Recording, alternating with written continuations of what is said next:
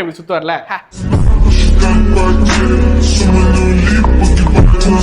ஜெய்சோல் வந்து நீங்க ஃபாஸ்டா போலியே, ஸ்லோவா வருது. ஸோ பிங்க் பால் டெஸ்ட் நடக்கும் போது இது வரைக்கும் ஆஸ்திரேலியான 12 டெஸ்ட் மேட்ச்ல ஒரே ஒரு வாட்டி தான் தோத்துருக்காங்க, அது வெஸ்ட் இண்டீஸ் கூட. அதே மாதிரி இந்தியன் டீமும் அப்படிதான் 4 பிங்க் பால் டெஸ்ட் ஆடிருக்காங்க, அதில் ஒரே ஒரு மேட்ச் தான் தோத்துருக்காங்க. அது யார் கூட? ஆஸ்திரேலியா கூட. தோத்துக்கிட்டே இருக்கீடா. இந்தியா 1-0 ஜெயிச்ச உடனே எல்லாரும் சந்தோஷப்பட்டு என் கமெண்ட்ஸ்ல வந்து கிளி கிழிச்சாங்க. சிக்கிட்டான் போல இருக்கு, சிக்கிட்டான் ரொம்ப நேரம் நிக்க மெய்யப்பனா பொய்ய பண்ண மாட்டீங்கடா போடா அப்படின்ற மாதிரி எல்லாரும் சொன்னாங்க. டேய் நான் என்னடா மோடி மஸ்தானா இல்லை வேற ஏதாவது. நாங்கள் வந்து அந்த வீடியோலேயே சொல்லியிருப்போம், நிறைய வாட்டி ப்ரெடிக்ட்ன்ற வார்த்தை யூஸ் பண்ணாலும் நாங்கள் அனலைஸ் பண்ணியிருந்தோம் அப்படின்னு தான் நாங்கள் சொல்லியிருப்போம். ப்ரெடிக்ஷனை விட அனலைசிஸ்னே சொல்லலாம். ஏன்றதை இந்த வீடியோ வந்து நீங்கள் ஃபுல்லாக பார்த்தீங்கன்னா உங்களுக்கே நல்லாவே தெரியும். நாங்கள் அனலைஸ் தான் பண்ணோம். நாங்கள் என்ன அனலைஸ் பண்ணோம்னா, பிச்சு வந்து க்ரீன் டாப்பாக இருந்தது, அதனால் வந்து இந்தியா வந்து மோஸ்ட்டாக வந்து பேட்டிங் எடுத்தாலும் சீக்கிரமாக ஆல் அவுட் ஆயிடுவாங்கன்னு நினச்சோம். அதே மாதிரி சீக்கிரமாக ஆல் அவுட் ஆகிட்டாங்க. அதுக்கப்புறம் ஆஸ்திரேலியா சீக்கிரமாக ஆல் அவுட் ஆகும் நாங்கள் எக்ஸ்பெக்டே பண்ணல. ஸோ 2 டீமுக்குமே இருந்த மேஜரான டிஃப்ரென்ஸ் வந்து ஒரே ஒரு பிளேயர் தான், அது வந்து பும்ரா தான். நீங்கள் சொல்லலாம் ஜெய்ஸ்வால் விராட் கோலிலாம் 100 அடிச்சாரு, ஆமாம் அவங்களாம் அடிச்சாங்க. ஆனால் மொமெண்டம் ஷிஃப்ட் ஆகுதுன்னு ஒன்று இருக்குல்ல, இந்த டீமுக்குலேருந்து இந்த டீமுக்கு மொமெண்டம் ஷிஃப்ட் ஆகுது, அதை வந்து பும்ரா தான் நடத்தினாரு. ஸோ அதுதான் ரொம்ப எக்ஸப்ஷனலாக இருந்தது. அதுக்கப்புறம் விராட் கோலி 100 அடிச்சாரு, பேட் எப்படி சுற்று வரல.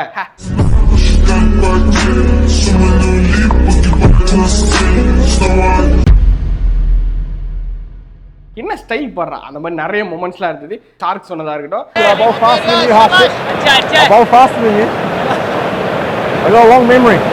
ஜெய்சோல் வந்து நீங்க ஃபாஸ்டா போலியே, ஸ்லோவா வருது. எல்லாமே செமையா இருந்தது. அந்த டெஸ்ட் நடந்த உடனே என் கமெண்ட் செக்ஷன்ல 2 பேர் திட்டிக்கிறாங்க மாத்தி. அப்படிதான்டா பேசுவேன். ஓ ஆள் ஒரு அவ, நீ ஒரு இவன்டா. ஆமா, ஓ ஆள் போல அது, நீ போல இது. போடா கோடி ஏ போஸ், அவ்வளவுதான். பச்சையா கேட்குறீங்க. இப்போ இந்தியா ஜெயிச்சு, இப்போ நீ வந்து அப்படின்ற மாதிரி கேட்டாங்க. டேய் நானும் இந்தியன் ஃபேன் தான்டா, இந்தியா ஜெயிச்சா நானும் சந்தோஷத்தை தான் படுவேன். அந்த மேட்ச் பார்க்கும்போது நானும் கூஸ் பம்ப்ஸ்லாம் ஆகி ரொம்ப சந்தோஷப்பட்டு தானே அந்த மேட்சை பார்த்தேன். எங்களுக்கும் இந்தியா ஜெயிச்சதுல ரொம்ப ரொம்ப ரொம்ப ஹாப்பியான விஷயம் தான். So welcome to the video, this is one pitch. என்னதான் ஃபர்ஸ்ட் டெஸ்ட்ல பும்ரா, விராட் கோலி, ஜெய்ஸ்வால், அதுக்கப்புறம் கேஎல் ராகுல் இவங்களாம் பயங்கரமா பெர்ஃபார்ம் பண்ணாலும் இவங்களெல்லாம் மீறி ஒரு விஷயம் எக்ஸ்டர்னலாக நடந்தது, அதுதான் பிச். ஃபர்ஸ்ட் டே க்ரீன் டாப்பாக இருந்த பிச், செகண்ட் டே பார்த்தீங்கன்னா ஃபுல்லாக ப்ரௌனாக மாறிடுச்சு. எல்லாரும் ஷாக் ஆனாங்க. நாங்கள் அந்த இமேஜை கீழே போடுறோம், நீங்களே பாருங்க. ஸோ 5th டே, 3rd டே, அப்புறம் 4th டே, இது எல்லா டேலையும் என்ன ஆச்சு பார்த்தீங்கன்னா பிச் மாறிட்டே இருந்தது. அதுக்கப்புறம் பேட்டிங் கண்டிஷன்ஸ் ஃபேவராக மாறிச்சு. ஜெய்ஸ்வால் ஆன 3rd டேலாம் பார்த்தீங்கன்னா கண்டிப்பாக இந்தியா வந்து பயங்கரமாக ஆடிடுவாங்க அப்படின்னு எங்களுக்கே தெரிஞ்சது. ஏன்னா பிச் அந்த மாதிரி தான் இருந்தது. விராட் கோலி ஆன டே அப்போ பிச்சு தான் காரணமாக, விராட் கோலி நல்லா ஆலியான்னு மொத்தமாக வந்து கீழே கழுவி தந்தீங்க. விராட் கோலி நிஜமாவே சூப்பராக ஆனார், ஜெய்ஸ்வாலும் நல்லா ஆனார். அதை யூட்டிலைஸ் பண்ணிக்கிட்டாங்க அப்படின்றதான் முக்கியமான விஷயமா நாங்கள் சொல்ல வரோம். நீ ஒன்றும் சொல்லணும் போ. என்னதான் கண்டிஷன்ஸ் ஃபேவராக இருந்தாலும் அதை இந்தியா பயங்கரமாக யூட்டிலைஸ் பண்ணிக்கிட்டாங்க. So hats off to India. So comeback இந்த மாதிரி ஒரு விஷயம் நடக்குமானா எஸ், பயங்கரமாக இருந்தது. ஏன்னா அடிலைட்டில் வந்து டிராவிடோ, லக்ஷ்மணோ ஒரு இன்னிங்ஸ் ஆடிருப்பாங்க, அதுக்கப்புறம் கொல்கட்டாவில் ஒரு இன்னிங்ஸ் ஆடிருப்பாங்க. இதெல்லாம் ஆஸ்திரேலியாவோட ஃபேவரட்டான மெமரிஸ் இருக்கும்ல. இந்த மாதிரி ஒரு இந்தியன் பேட்ஸ்மேன் ஆஸ்திரேலியா கூட ஆடினாருட்டு, அந்த மாதிரி இந்த மாதிரி ஒரு இந்தியன் போலர் ஆஸ்திரேலியா வந்து திணற விட்டு இந்தியாவை பேட்ச்குள்ளே கொண்டு வந்தாருன்னு ரொம்ப நாள் கழிச்சு ஹிஸ்ட்ரியில் சொல்லணும்னா அது வந்து இந்த மேட்சாக தான் இருக்கும். ஸோ ரொம்ப எக்ஸப்ஷனலாக இருந்தது இந்த match. History tells us that powerful people come.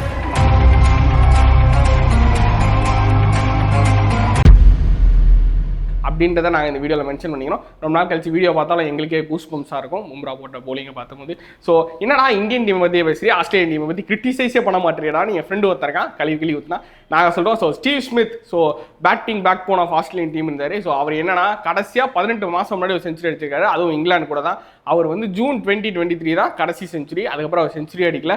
Manas அபிஷேகம் அந்த மாதிரி தான் நிறைய பேர் அவரை கிரிட்டிசைஸ் பண்ண ஆரம்பிச்சிட்டாங்க. அவர் வந்து செகண்ட் இன்னிங்ஸில் அவுட் ஆன விதம், நீயே வந்து பந்து பாட்டுக்க அப்படின்ற மாதிரி பேட்டெல்லாம் எடுத்துட்டு ஷார்ட்டே ஆடாமல் எல்பிடபிள்யூ ஆடி போனதை வந்து நிறைய பேர் கிரிட்டிசைஸ் பண்ண ஆரம்பிச்சிட்டாங்க. அதுக்கப்புறம் மிச்சல் ஸ்டார்க் வந்து ஸ்லோவா போடுறாரு அப்படின்ற மாதிரி ஜெய்ஸ்வால் கமெண்ட் பண்ணதையும் வந்து மிச்சல் ஜான்சன் என்ன சொல்லியிருந்தாங்கன்னா, இது வந்து பழைய ஆஸ்திரேலியன் டீம் மாதிரியே இல்லையே, நீங்க ஏன் வந்து திருப்பி ரிப்ளை பேக்காக எதுவுமே பண்ணல அப்படின்னு சொல்லியிருந்தாங்க.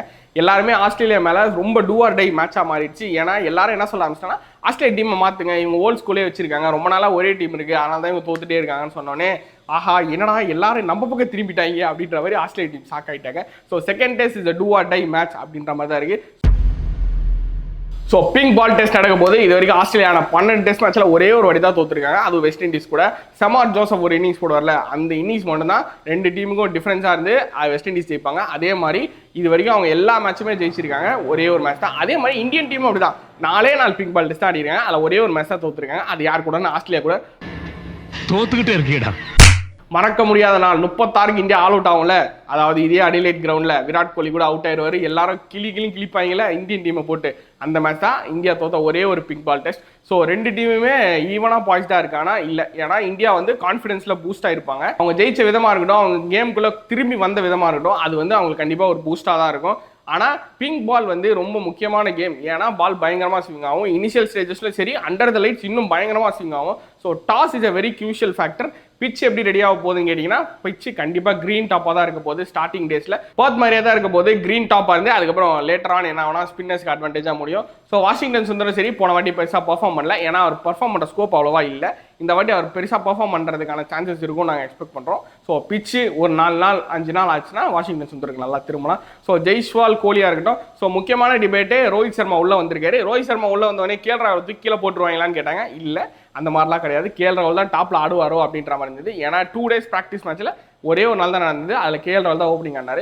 ஸோ கேஎல் ராகுல் மேலே ஆடுறதே நல்லது தான். ரோஹித் சர்மா கீழே 5 டவுனோ 6 டவுனோ கீழே போட்டு அவரே ஆடிக்கலாம். ஸோ 3 ஃபாஸ்ட் பாலர் ஒரு ஸ்பின்னர் வச்சு 2 டீமுமே ஆடுறாங்க. இந்த பக்கம் இருக்க எல்லாருமே ஃபார்மில் இருக்காங்க. இந்த பக்கம் என்னன்னா ஏசி லூட் போன வாட்டி 36 ஆல் அவுட்டில் பயங்கரமாக போட்டவர் ஏசி லூட் தான். ஒரே ஓவரில் 2 விக்கெட் எடுப்பார். அவரு இந்த மேட்ச்சில் இல்லை.